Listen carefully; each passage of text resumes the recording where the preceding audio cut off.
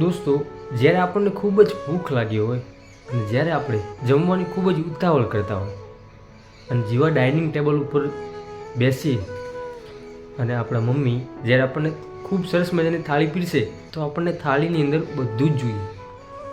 દાળ, ભાત, શાક, રોટલી, સલાડ, છાશ, આ બધી જ વસ્તુ આપણને થાળીમાં જોઈએ. અને એ સમયે એ થાળી આપણને એટલી ગમે, આપણને એટલી વહાલી લાગે.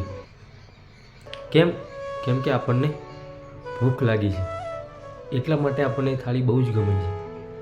પરંતુ જેવા આપણે જમી લઈએ ત્યારે એ જ થાળી આપણને ગંદી લાગે છે, આપણને થાળી નથી ગમતી.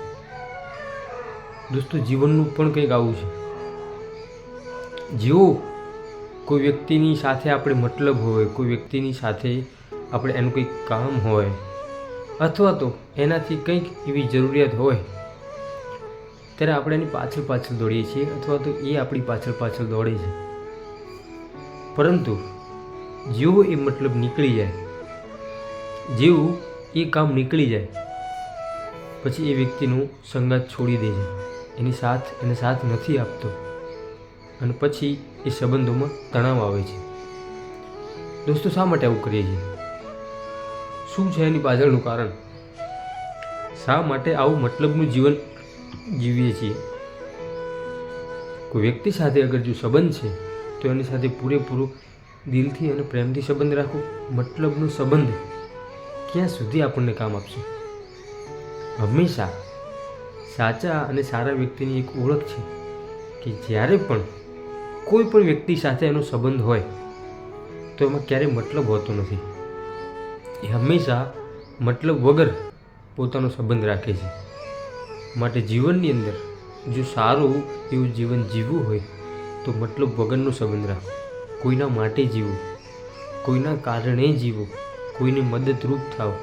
પરંતુ જેવું એ કામ નીકળી જાય, જેવું એ મતલબ નીકળી જાય ત્યારે સ્કીપ કરવાને બદલે સંબંધ હંમેશા બનાવેલો રાખો.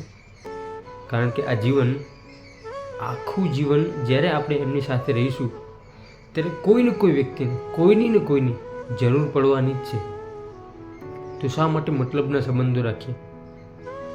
મતલબ વગરનો સંબંધ રાખી હંમેશા એકબીજા માટે જીવી, પરસ્પર એકાબીજીને મદદરૂપ બનીએ અને પોતાનું જીવન સારી એવી રીતે જીવીએ.